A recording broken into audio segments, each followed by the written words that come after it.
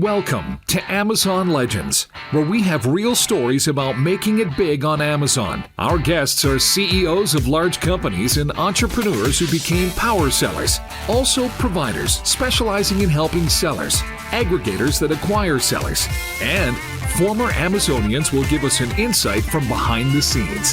Here is your host, Nick Urison. Welcome to another episode of Amazon Legends. My next guest today is actually it's his second appearance on the show, because this is the kind of guy you want to get as much out of him as possible, because he managed the e-commerce operations at a global consumer products company over 6 years. And then he spent 2 years at Thrasio, which is the largest ever aggregator who acquired a lot of Amazon brands. And today he's the data solutions manager at Podium, which is a marketplace marketing agency. So now you know why we want to get as much out of him as possible. So last time he was on the show, he covered 3 data points that he tracks very closely and what he does with it when the changes occur. And today we're going to pick up from that conversation and then add more to it. So with that, everybody, meet my guest, Kameron Harper. Welcome to the show again, Kameron. Hey, Nick. Thanks so much for having me back. It's always fun to share some of the tricks and tips that I've picked up along the way with your audience. And yeah, really excited to be here. So thanks so much. Well, it's a pleasure to have you again. So let's now dive into this. So last time we covered average order value, conversion rate, and also traffic. And we were talking about what you do with the fluctuations in data. So we're going to cover that today. But also, for our listeners, I want to set up the conversation so they know what's coming. And that we're going to dig into the search query performance. And this is a fairly recent release by Amazon, and it's extremely valuable, and it tells you the full story about where your business is coming from. But how do you use this? And what are some things that you do with the data, and when you do them, and things like that? So we'll get into that. So pretty much anything that we discuss, that you hear in this show, you can go immediately apply and then see what kind of a difference it makes. So that's what we're going to do. So Kameron, we covered AOV, traffic, and conversion. Now, every day you get this report from Business Reports, and then you can see what the numbers are. But the numbers are going up or down. So when do you actually act on it? Yeah, good question. So I think, operating at like a daily basis can be a little bit tricky during tentpole events, stuff like Prime Day or Turkey 5 or some of these, really boom bust times of year. Then you're in there every single day, really watching things like a hawk and fine tuning things either manually, or you have an automated or an AI system that's doing things for you frequently. But typically, I would say, like a weekly cadence is enough for most people to jump in if you see a metric trending down or trending up. Do some proper analysis into, why is our conversion rate dipping? Is it inventory issue? Is it a third-party seller coming in on our listing and at a lower price, and suddenly we're losing sales? And there's a lot of different reasons that can make those metrics go up and down. So you have to do a little bit of investigative work. But operating, I would say, like a weekly cadence is typically enough to establish a strong baseline and have a successful business on Amazon for sure. Okay. So when you say weekly and then take action, what you are referring to is, let's say, for example, take easy one, your traffic is 500 sessions a day, every day. So first of all, are you fetching the report for a week, or are you fetching it daily for a week? Yeah, so we fetch it daily, and then we will kind of like sit down, look at, if you see something dip, then it takes some time to do the analysis and like actually produce from when you saw the dip to create the action to turn things around or do more of what is working well. Not all things trend negatively, but it takes a little bit of time to actually produce the action depending on whatever it is that caused a dip, an increase or decrease of that metric. Okay, so that means that you're going to fetch the report daily, and you're not going to do anything if 500 sessions on day one goes to 400 sessions on day two. You're not going to do anything. You're going to wait a week, and you're going to see 500, 400, 480, 520, 360, and then you're going to see what's happening. So you're going to have some kind of a trend calculation and see what the overall trend is. And then if the trend is going down, then you're going to say, okay, what's going on here? That's what you mean, right? Exactly. Yeah. Yeah. You've got to kind of establish that baseline in a trend. And again, I think the cadence for that trend, a good cadence is weekly and just looking at things. Cause if you have, any one day can be thrown out, but typically a weekly kind of like trend, week over week, looking back, we typically look back around 9 periods is what we've found to be kind of the sweet spot for take into account a little bit of seasonality or if there was a big sale in the recent past. But 9 weeks is, I think, a pretty good spot to have as kind of like your look back to give you reference for, okay, this week, how did I do? And how far back should I look to compare? And then obviously year over year can be really helpful. But there's so much that can happen in a year with e-com, especially with introducing new products and so forth, that sometimes year over year actually isn't like all that helpful. So you have to take year over year with a little bit of a grain of salt. I mean, 9 weeks it will tell you the story, but 9 weeks, let's say, for example, especially if you're selling seasonal products, right? So, for example, looking at 9 weeks back at the end of December versus looking at 9 weeks back at the end of September, there's a huge difference, right? So, absolutely. Then you're probably looking at monthly. Yeah.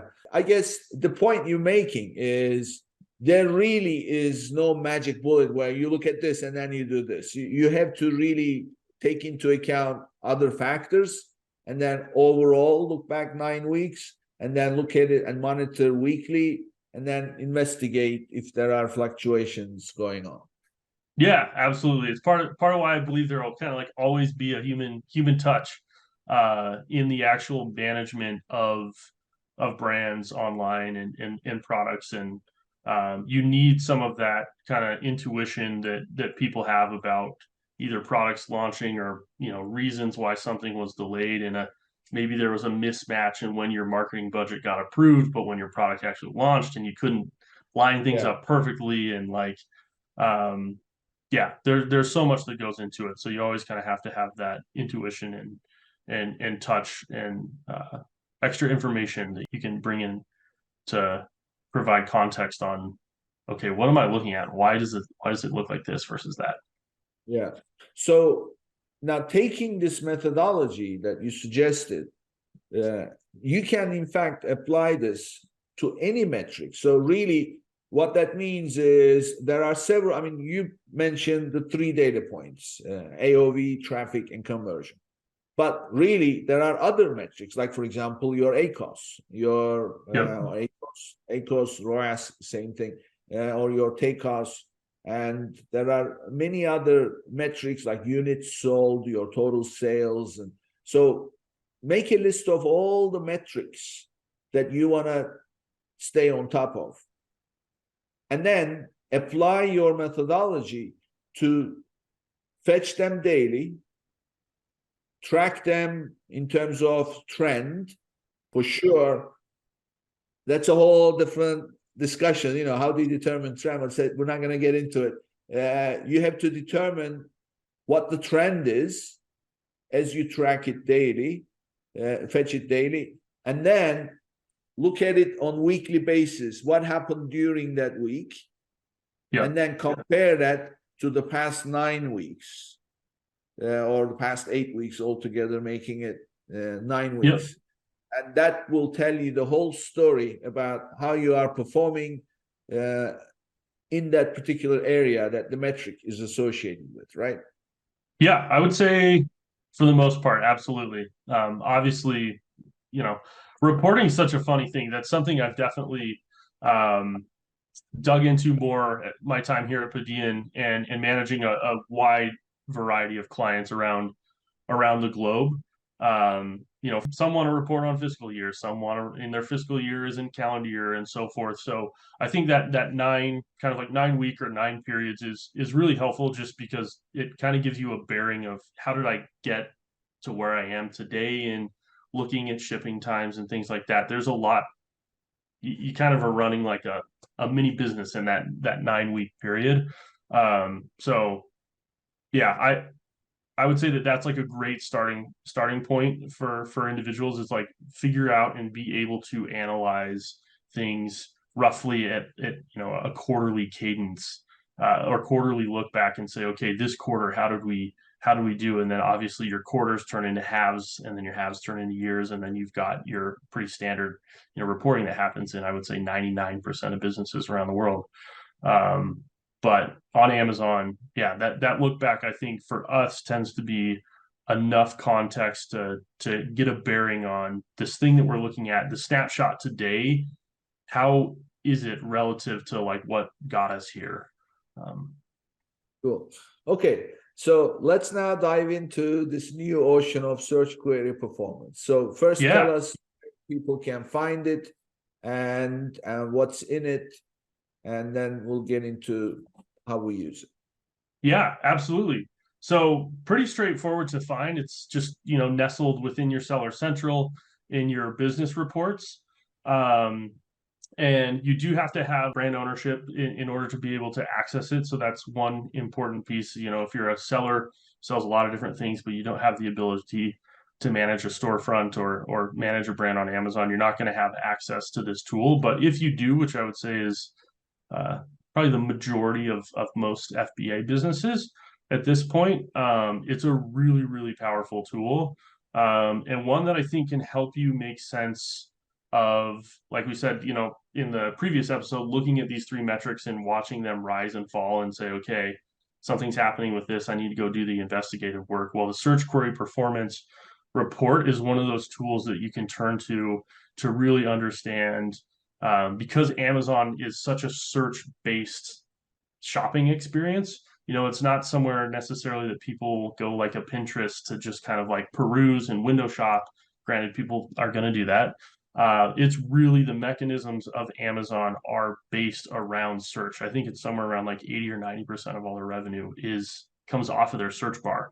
So when Amazon brought this search query performance report to light and gave access to it through Seller Central to all sellers, I think that was a big kind of like watershed moment for the FBA community in feeling like, okay, now I can really start to understand my business and my brand or my product relative to these search queries, knowing that was kind of always the holy grail, and part of why so many different analysis tools like Helium 10, Jungle Scout, Cobalt, DataHawk exist out there, is to try to help people make sense of all the queries, the search volume, the revenue by search term, and so forth on Amazon. So this search query performance report is super powerful, and provided to us by Amazon. So, straight from the source, and it's a really, really great tool.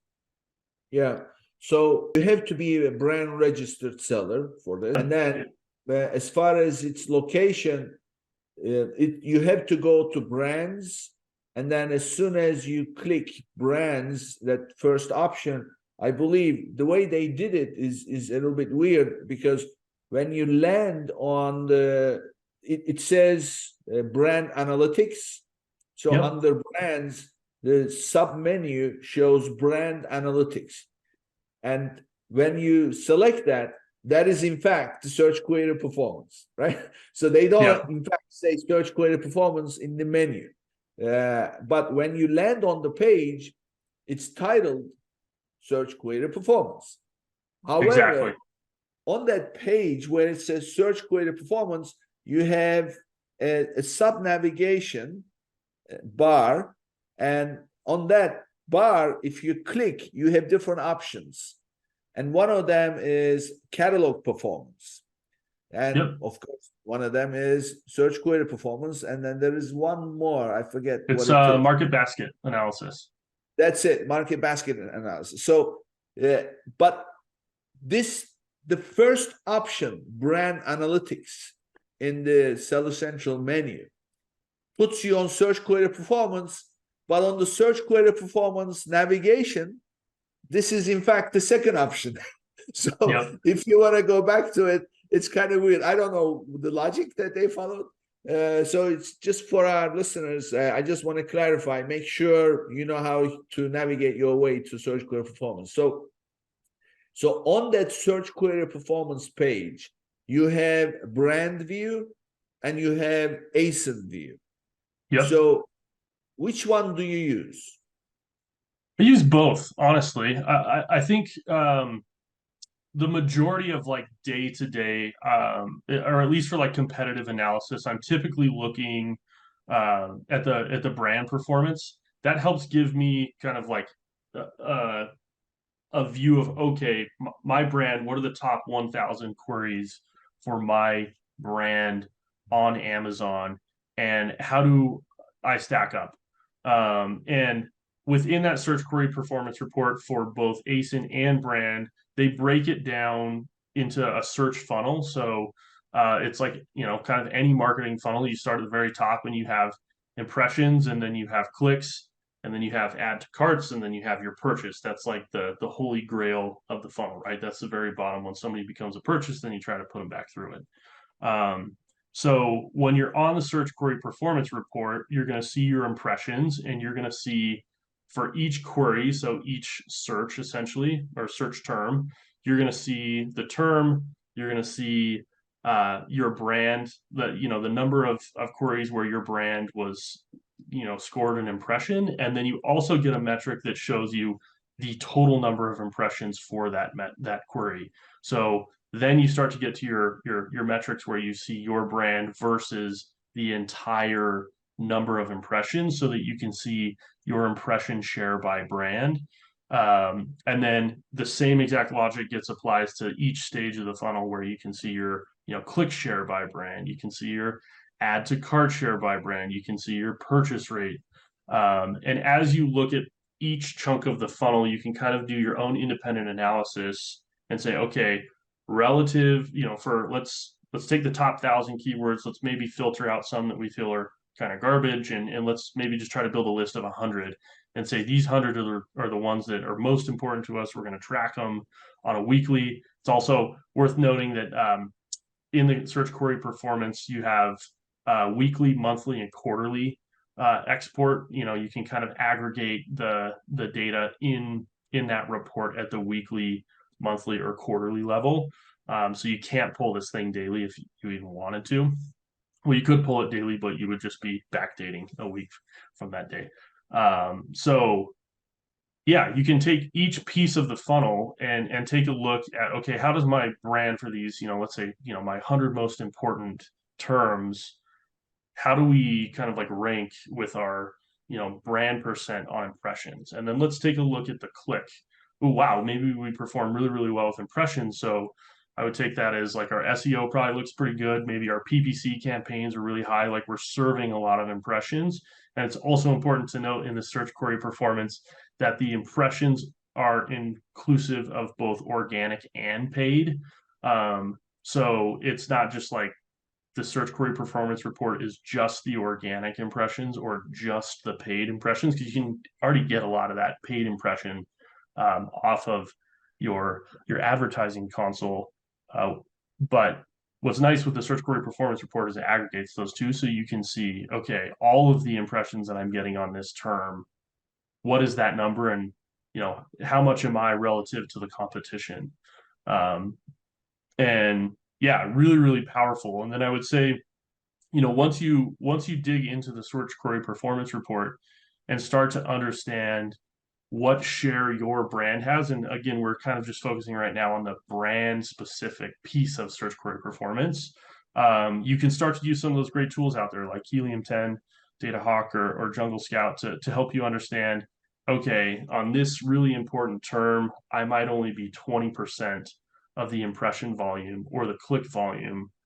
I want to go out there and see who the competitors are who are likely taking up that other 80%. So you can start to look at share of voice on those terms and really start to quantify and understand truly who the competitor is on those most important terms and track over time your ability to improve share of voice or your impression share.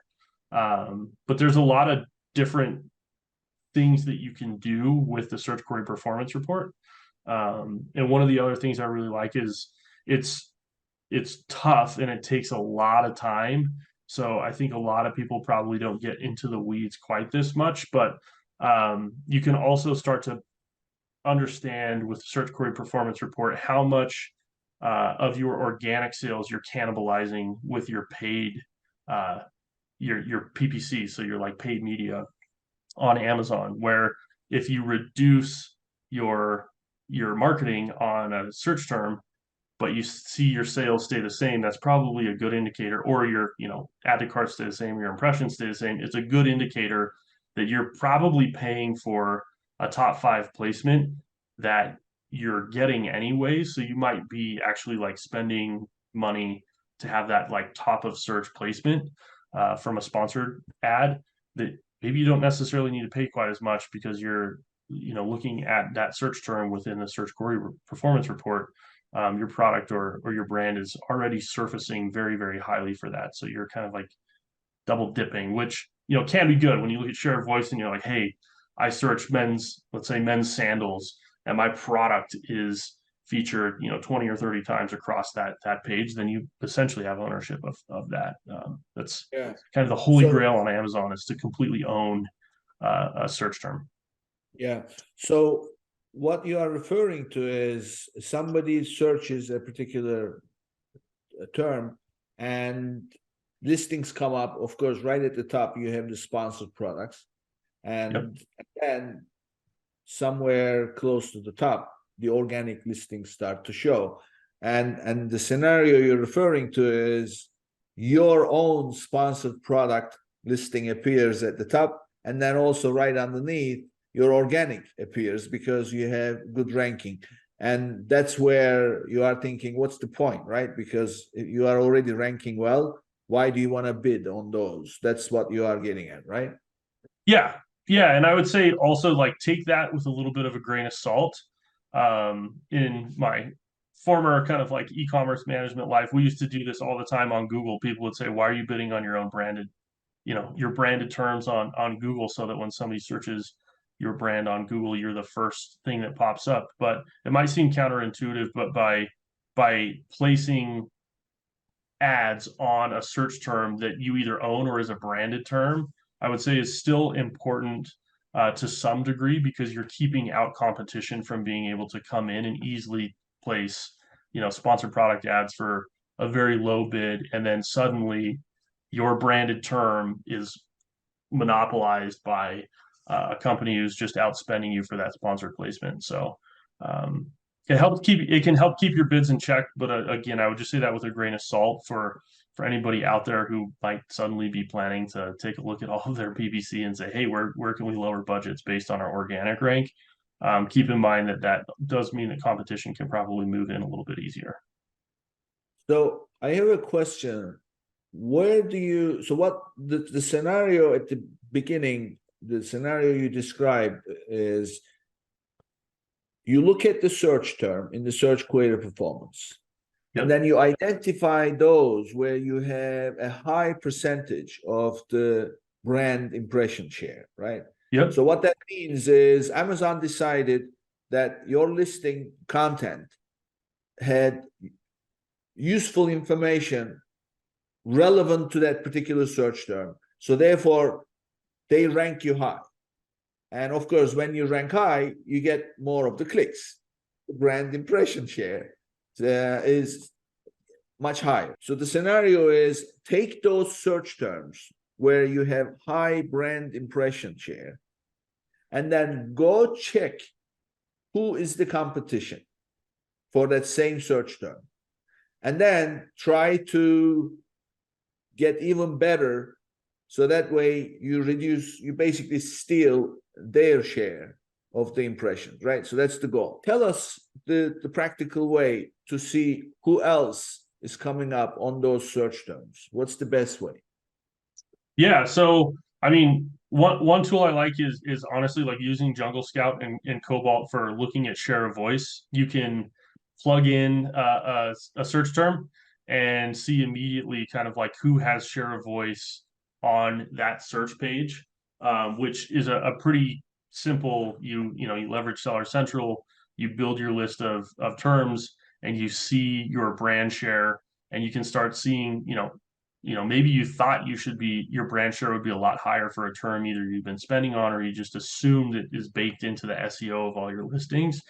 And you go, wow, that, maybe my brand share is 20%, and that looks pretty low to me compared to some of my other branded or kind of like very closely related search terms.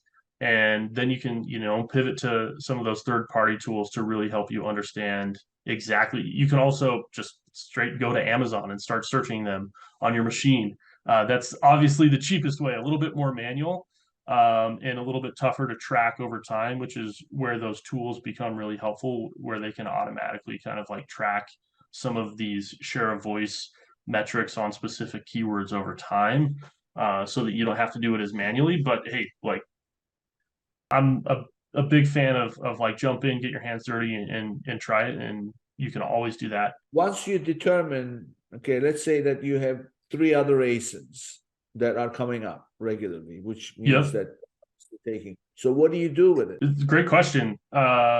You can another piece with the search query performance is it can help you understand like where you may have some SEO gaps in your listings.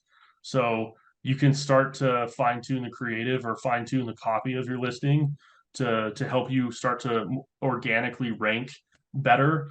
You can also, obviously talk to if you have a PPC team or a marketing team internally, you can talk to them and say, hey, this search term is really, really crucial for us.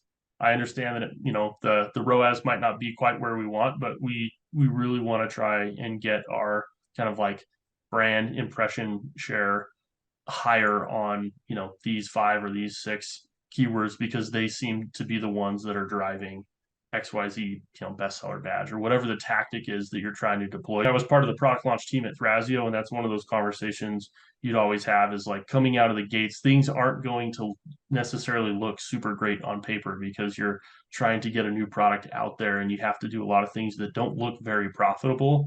But you need to do them in order to get that velocity and get that organic rank going, so that then you can, over time start to peel back hopefully on some of your PPC, so that you aren't solely dependent on marketing all the time. Yeah.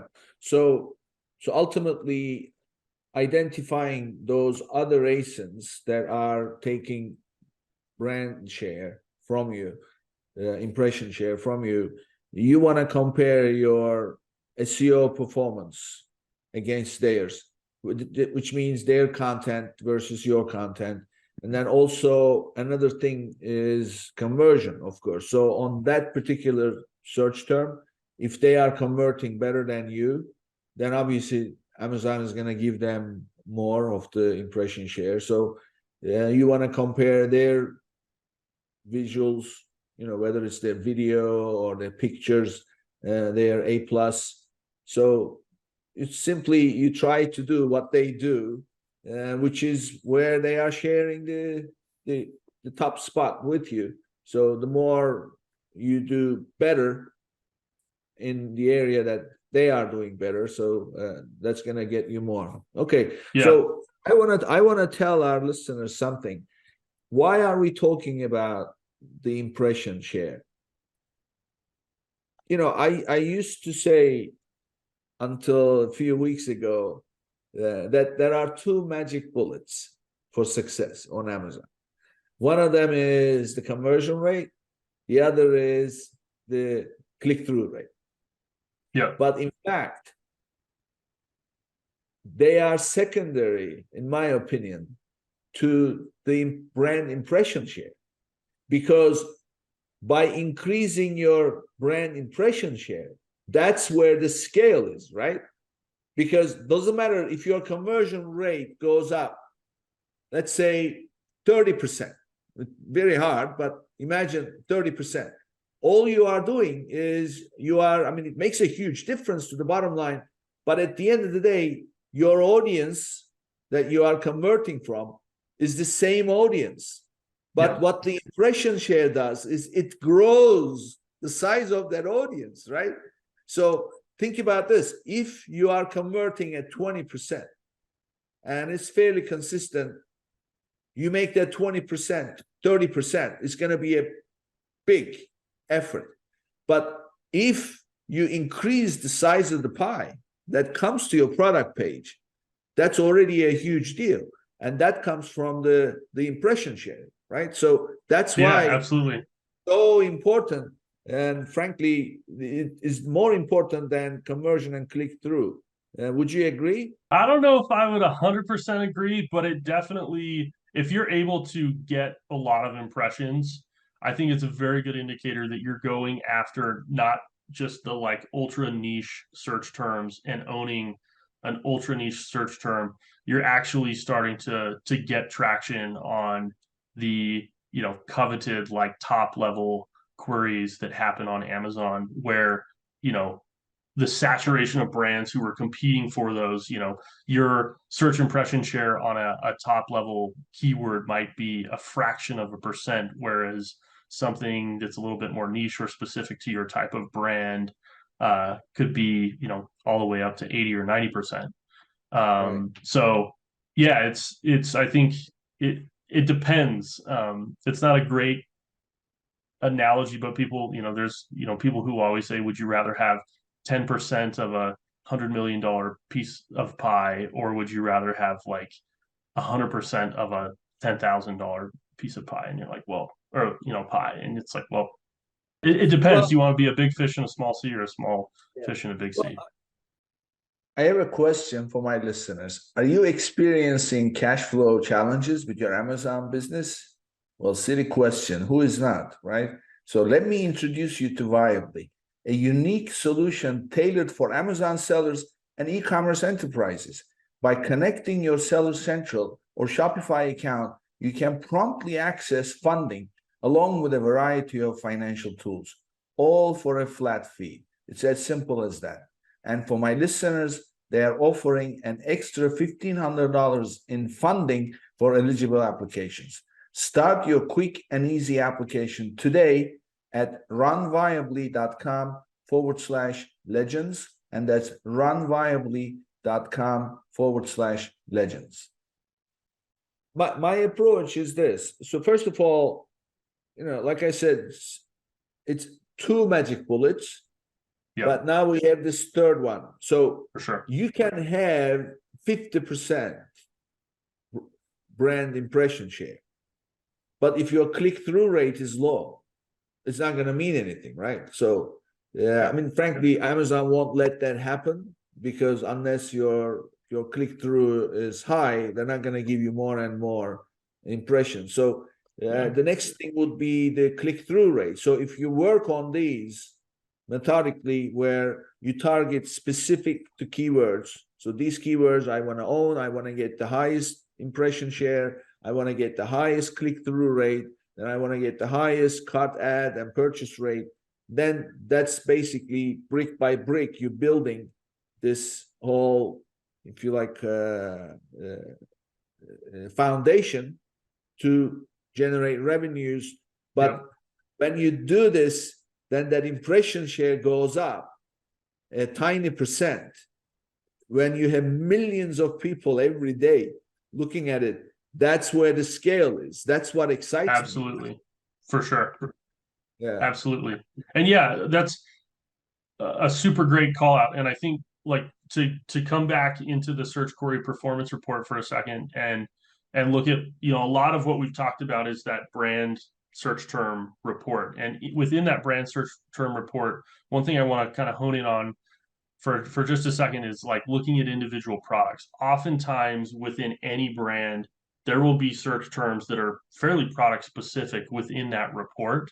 And I would say that's like a really good time to pivot over to the ASIN analyzer within search query performance, where you can start to, you know, you actually plug in an ASIN and it will give you the top 100 search terms for that particular ASIN. So that's another way when you're looking at a search term that maybe is more specific to a subset of your products, like a product line or a product style. You can start to look at those products in the ASIN analyzer and see if that term comes up underneath any of those products as you're kind of doing a reverse search by looking at those products to see if that term comes up.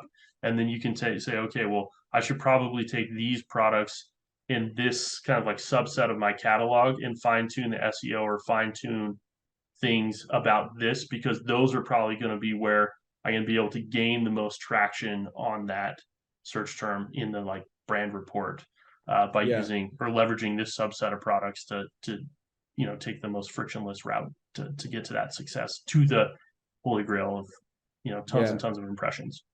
So, and another thing that Amazon has done, if you switch to the ASIN view, then it kind of becomes tedious because you have to then select the SKU, then select the week and the week now. So it becomes a few more selections. But when you do that and then you get the numbers up, it gives you exactly the same view, the keywords on the side, and then you have the impressions and blah, blah. But this time, when you click on the keyword, it puts you on another page. And on that page, it shows you the top 3 ASINs that you are competing. So, I mean, that's huge. And you can go SKU by SKU and see who is doing and their price points and what kind of click-through rate they are getting and what kind of, I mean, you're getting everything about your competition, right?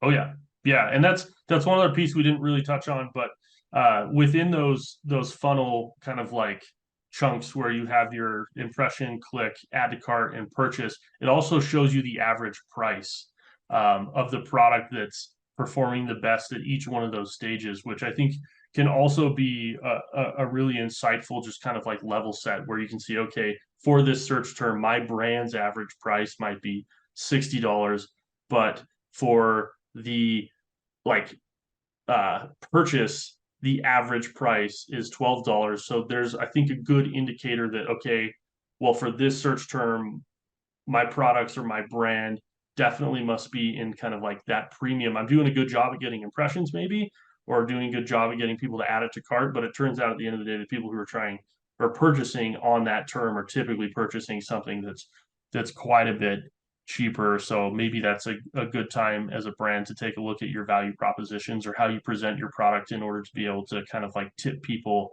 from, say, a $10 item to something that's a little bit more premium, if that's the way that you slot in. Or, you know, if you're coming in at a lower price point, that can be a good indicator of like, hey, look, these, you know, for this search term, we feel we can come in and maybe undercut with a lower priced option that's still, you know, great value and capture a lot of the purchases. I have a bit of a different approach on this. So having that price next to your, whether it's click-through rate or cart ad rate or purchase rate, so you are able to see. So I mean, clearly, if you are priced at $100 and your purchase rate is, let's say, I don't know, 18%, and then you're gonna see market rate is maybe 34%. It's almost double. And then you're gonna see that median price for the market is $28. So what does that mean? I mean, obviously they are lower price, they're gonna get more. So I say this, so what? How much money are you making? Look at that. Totally. Yeah, right. How much meat is there on the bone? Not much. Yeah. I have a client.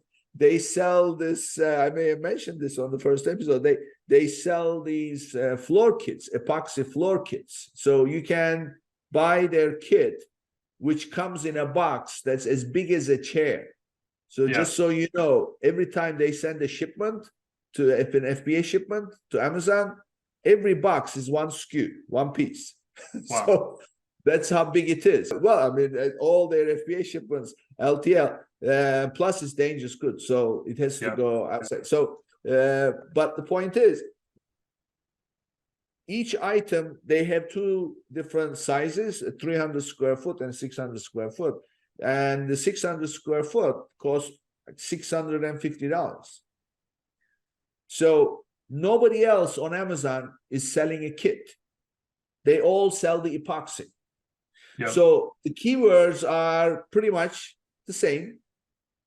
So guess what? Their purchase rate is far, far greater than theirs. Well, who cares? They make one sale. Yeah. With that one sale, they kill in terms of profitability. They kill in terms of top line. And, their conversion rate is obviously, they in fact achieve conversion on, they have different colors. So some colors get like 12, 15% conversion. Yeah, which that's is awesome. Yeah, it's not bad, but generally it's about 1.5, 2%. So usually I would look at those numbers without looking at the price points. It's very poor because I want 35 to 50% in conversion. Yeah. But in this case, so to your point, more information in front of you in terms of putting perspective to what search query performance is showing you is something to look at. Kameron, I want to go back to the main search query performance. So we covered the brand impression share. Next comes the click-through rate, where what is the percentage? Again, just looking at that percentage, how are you using that? What are some things you do with it? Yeah, I mean, it's quite similar to impressions. Honestly, it's for us, it's really just gauging how relevant the products are that we're serving for any given search term. And then, with the click-through rates, a little tricky, but that those first two kind of like buckets of the funnel are pre-product page. So that the amount of content that you're able to serve or able to change in order to try and improve maybe some of those metrics, it's very limited. It's typically title and maybe a couple bullets, or your listing image. But yeah, looking at that impression in click, it's really analyzing the SERP page. So analyzing the you go to Amazon, search the query that you're looking at in Seller Central and say like, what's going on here, and look at the competition, look at what might cause people to click elsewhere versus where you are. I don't want to say like totally cut and dry, but really the search query performance and looking at the impressions and clicks is really just trying to derive how is our my product or this brand's products doing, or this brand doing on this query relative to what else is out there. So applying your logic to this, actually, this could be pretty powerful. If you select the search terms in the search query performance report that have the highest impression share, and then tweak your main product picture to kind of encourage people who use that search term to click on it more, that would be one way to increase your click-through rate on those, right? Oh, yeah, absolutely. I think the single, and I can say this coming from, I previously worked as a creative at Amazon too. So I understand the creative side of things. If I had like one nugget of gold, it would be like the single most important piece of creative to any Amazon listing is the MLP. It's the main listing photo. because it gets added to so many different places across the web, across Amazon. And that's really where, that's your digital shelf. It's the packaging when you walk into a store and you're looking at cleaners and there's an entire aisle and your bottle sitting there in bright yellow where everything else might be white or blue, and people are drawn to the thing that stands out. That can definitely really help improve, specifically on click. Obviously, impressions a little bit different. Clicks leads into impressions. If your click through rate looks great, then of course you're going to be starting to serve more. But yeah, click, man, MLP is like the holy grail of getting people to click for sure. Yeah. So as something that all of you guys listening, do this right away. I mean, I'm gonna do this myself for one of my clients.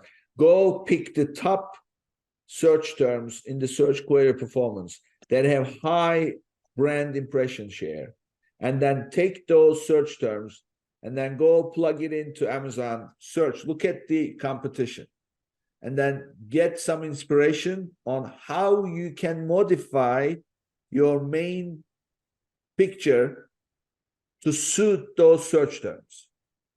Whatever that search term is, put something of it in the product picture. That's going to increase your click-through rate just on those search terms, right? Oh yeah.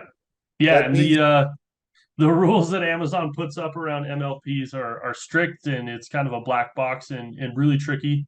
But yeah, I would always encourage people, any Amazon seller, to take a good long look at the competitive landscape from an MLP perspective, that SERP page, the product wall, relative to the search terms that are important to you or important to your strategy for growth on Amazon. How does your MLP stack up is crucial. yeah, cool. Okay, so then the next two metrics are the cart add rate and the purchase rate. So let's talk about those. How do you use those? Yeah, great question. So the add to cart and purchase, I think for me, the assumption, again, because this is the search query performance report, we know that this is encompassing of people who have seen our product on search and then navigated to likely a product page. The add to cart, if your add to cart is low, I think that's a good indicator that, if your impressions high, your clicks high, you probably, whatever you're doing with your title and your image and your ads, or like your PPC strategy, you're hitting the nail on the head by saying, for this search, my product is the best because people are clicking on it and those metrics are high. And then if you look at your add to cart and your add to cart's quite low, there's a number of different factors that can lead into that. Obviously, if you have an out of stocks situation, then that can severely change your add to cart rate. But really look at your content. Make sure that the search terms that your impression share or your click share are very high and very healthy. You're following up that messaging. Make there be continuity in the content from that very first search page all the way down to your product page is crucial. And that's like a good word for the wise, like in e-commerce in general, like continuity across content and messaging is extremely important in being able to drive a person all the way down the funnel quickly and have them feel assured that the product they bought was what they were looking for. So yeah, with add to cart, look at your content. Look at, are there upsells that you can do? Is this like an ancillary product to a hero product, or is this the hero product itself? What are some things that you can get people to add other things, or deals? There's always deals. You can flash deals in front of consumers, and if you're going after a keyword for a set period of time, like throw a deal on there. Put all of the Amazon arsenal on being able to improve a listing score, a bestseller rank together at the same time, and really try to hit the nail on the head. So that's how I look at add to cart. Purchase, Purchase a little bit different. Obviously, like somebody adds it to cart, it can sit there for a long time. And there's a number of different tactics you can use. You can send brand or product specific promotions to people who have your products in their cart to try to get people down that kind of like last piece of the funnel. Hopefully you're Prime eligible. If not, like obviously I think that's something for everybody to look into if they're doing FBAs. Make sure that like your products are able to get into people's hands the fastest, because that's always going to help your add to cart and purchase rate. Even your click percent, if somebody sees something that's Prime versus something that's not Prime, they know that they're getting that fast, and fast only helps improve the the metrics or improve the numbers across the board. Yeah. So as far as cart ad, there's a couple of little practical tricks that I've seen sellers do. For example, your price. So there is a way to display your price. And for this, you need to have a little bit of a history of displaying at a certain price. So I'm sure that on certain listings, there is a strike through price, and then there is a different price shown. So that requires for you to list the item at a price, and then after a while, you change the current price in the listing, then it will simply do that. So that is encouraging, because usually it's this much, and now it's this much, so X% off. So that's one. And another thing that I have seen people do is those clip-on coupons. First of all, those coupons are displayed already in search results. So it says X% of coupon available. And when you land on the product page, you want to click on it. So when you click on it, it immediately applies the discount. So of course, in order to do that, you need to add to cart. So that's another way to encourage people to add to cart. And another one that you can do is there is you can create a coupon code or create a promotion, and then they are displayed under special promotions. And right under the price, it shows the $sign, and then says special promotions available. So when you click it, it sends you down. So most Amazon shoppers know that if they see that, there's something. So those are little tricks that you can apply tactically to encourage people to add to cart. And then once it's added to cart, then of course, then the next step is to get them to check out. But one, again, practical trick that I have seen myself on some of the things that I have done. If you change your price, like minor change, like pennies, Amazon will show the shopper the price in your cart has been reduced. So it's another way to remind people, look, this one is now something. So you can do those things.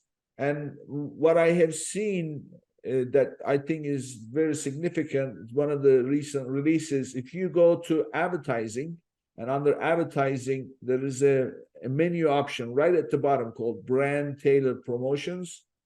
And one of those, and when you land on the page and click create campaign, it will give a list of all the promotions Amazon offers. And one of them is for brands with so many items in the cart. So it's basically, it shows you all the customers who put your item in the cart but haven't yet checked out. So you can create a campaign and then create a coupon, and then that will send. But what I like there is it shows the number. Shows the number of absolutely people. Absolutely. So just by seeing that number, you have an idea. Now you can then go tweak your price a little bit, and then every one of those people will get a notification that the price on this item has dropped. So you could also try those things. Just that's a something great that I tactic. I love that. It's awesome. Yeah. Yeah. All right. Cool. I mean, we can talk data all day long, but obviously we're gonna run out of time. So, Cameron, this is where I want to get to know the guests more. So I know in your case, your life changed recently. So tell us a little bit about yourself and where you grew up and how you got into this. Yeah, absolutely. Um, yeah, life has changed for me a lot between the last episode and this episode.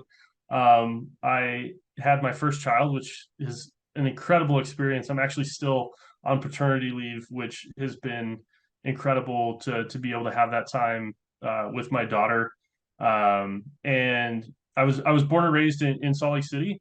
I went to the University of Utah, and I wasn't totally sure what I wanted to do. I knew that I loved the outdoors. Salt Lake City at the time when I was going to the University of Utah was the hub for the outdoor industry. Not long after I got into the industry, the hub kind of moved to Denver, and it's actually on its way back. Which, if you're from Salt Lake or have been to Utah, I'm so excited for, because I know that gives young individuals like myself 10 years ago, 15 years ago, the ability to tap into that industry. But I knew, I was a ski instructor all through college. I worked 2 or 3 jobs and multiple internships while I was going to school, and just knew that I wanted to go into the outdoor space. I wanted to work in an industry where I felt like the products that I was selling or that I was peddling were things that I love to do, or things that I love to play with on a daily basis. So got my first job out of school working for an awesome kind of like tent and kind of gardening manufacturer here in Salt Lake City. It was cool. It was a very like sustainable lifestyle. We would do these massive tents. Was a marketing coordinator, and that was like my first foray into digital marketing and trying to get products placed into magazines and online, and understanding affiliate and how this all plays together. And from there, I moved to a local ski manufacturer, which I would say is like where I really cut my teeth, is kind of that online digital and e-commerce manager, where I managed our direct sales, and I was kind of like the youngest and most technical person in the room. So they just said, here, if like our website needs to be redesigned, good luck. And from there, one thing led to another. Continued to manage e-commerce sites for a number of European brands and a couple of online retailers. I was a marketing director for a actual really early Amazon Jeff Bezos startup called Gear.com, which was a ton of fun, rebranding and relaunching that to the world in 2018. And yeah, it's like one thing just kind of leads to another. I feel like I've been really fortunate in having a lot of serendipity in my career and making a lot of great connections that kind of will shoot me down a new direction that I find really exciting. And um, landed at Thrasio, went through a lot of change at Thrasio. I was part of a team based in Salt Lake City that managed all of our product launches, which was really, really exciting to launch, hundreds of products in a calendar year. It felt like we were doing a new launch or multiple launches every single day for any one of our 200 plus brands. And um, over time just started specializing in operations and systems, again being that kind of generalist, having managed e-commerce sites and getting into the nitty gritty on tools, and like putting myself in a brand manager's shoes, saying I see a metric go down. There's this bureaucratic in a really large organization about how we actually get to make an action to right the ship or do more of what's doing really good. And spent a lot of time at Thrasio working in systems and building operations in order to be able to, again, as I said, operationalize our product catalog so that we could manage 300,000 different ASINs the same way that a mom and pop would try to manage 1 or 2 ASINs. And being able to have that level of touch and attention to detail at such a large scale was a really, really fun project to be a part of, and ultimately what kind of like led me to my position here at Padian, which is a marketplace marketing agency where we manage some of the world's largest brands on Amazon. And being the kind of like data solutions manager and looking at the roadmap for reporting and just how we communicate success or failures of our products and our clients' products on Amazon, Walmart, Target, all these different marketplaces is really, really fun. I like to build things. I like to get into the weeds and just figure out how to amplify the success of the products or the people or the team around me. Yeah. Well, I mean, you're doing a great job. It takes a lot. But what I'm curious about is this. So you mentioned you love the outdoors and you were a skiing instructor and you love skiing. How does a skiing guy end up behind the desk working on numbers? Yeah, I know it's funny if I go back and read any of my early journals. Uh, I'm a sucker for wordplay, and I would always say like I don't want to ever end up in any board meetings, and I spelt it BORED instead of BOARD. Like I was somebody who just wanted to spend. I actually spent years in college working sewing paragliders. I worked for a paragliding company and like managed their shop and was actually sitting at a sewing machine, and loved that, but um, I'm pretty pragmatic, and as much as I absolutely love the outdoor industry, I don't want to sound too, high and mighty or whatever, but like at the end of the day, we're all trying to sell a product, and there's still, tons and tons of excess being created all over the place, and it's no industry I would say necessarily is holier than thou. And at the end of the day, for me, it honestly kind of came down to compensation. Like the outdoor industry is an incredible place, but wasn't necessarily somewhere I could raise a family, at least at the level that I was at in the trajectory I was on. So kind of took a step back and found some other verticals that I was still incredibly interested in and felt like added, tools and skill sets to me as an individual. And yeah, now I jokingly, previously used to call Amazon the beast and still do to some degree. I now tell everybody, yeah, I work for the beast at this point. Like they own and are e-commerce, at least in the United States. And it's good to feel like I'm still kind of on like the cutting edge of e-commerce. And who knows, maybe I'll end up in the outdoor industry. I still consult here and there for a number of outdoor brands.